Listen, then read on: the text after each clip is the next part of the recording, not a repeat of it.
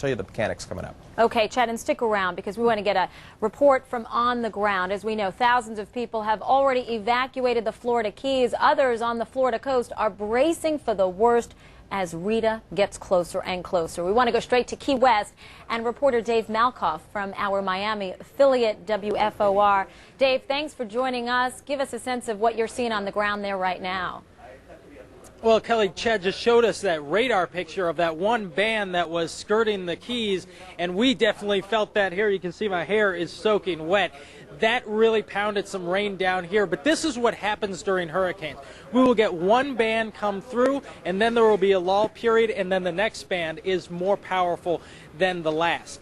Talking about the residents here in Key West, there are about 50% of the people are still here in Key West, but normally, in a normal hurricane, about 70% of the people stay.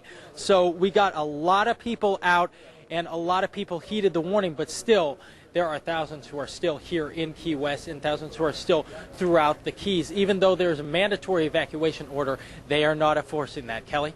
Yeah, Dave, and I also know that Florida Governor Jeb Bush taking all kinds of precautions, including evacuating people from nursing homes in the Florida Keys. Obviously, definitely a situation after Katrina. Is that right? Absolutely. We had C-130s come through. We had helicopters come through to take people out of hospitals here. The most critically ill patients they took out of here very early on.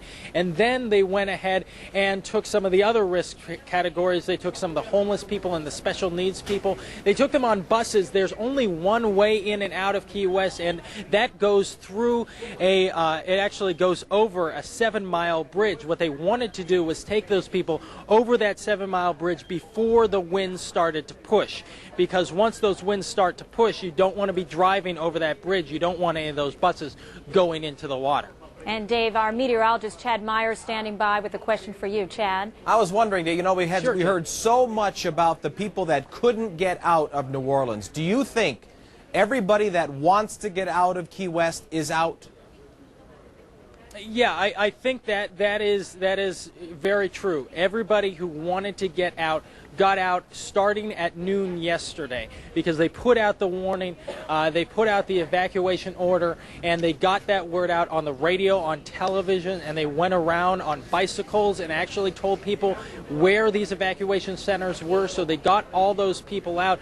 But not all the people want to leave. A lot of people have been here generation after generation, and they want to stay through this storm, even though it could be very dangerous. One of the more dangerous storms we've seen in decades here in the Keys. Is Sloppy Joe's still open?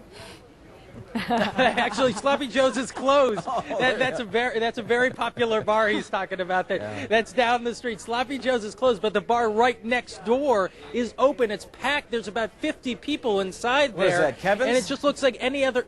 Yeah, not Irish Kevin's. It's the Geico bar, and it's right next door to Sloppy Joe's, and there's about 50 people in there just partying it up. Even though this storm is coming, we already got one band, and we have another more powerful band coming in right after that. I can probably tell you what the most popular drink is at this point in time, huh? What, the hurricane, maybe? Exactly. Thanks a lot, Dave. Appreciate you reporting out there. Stay safe. Sure. Kelly? Yeah. All right. Thanks to you, Dave and Chad. And we'll be checking in with you, of course, throughout the morning here on Daybreak.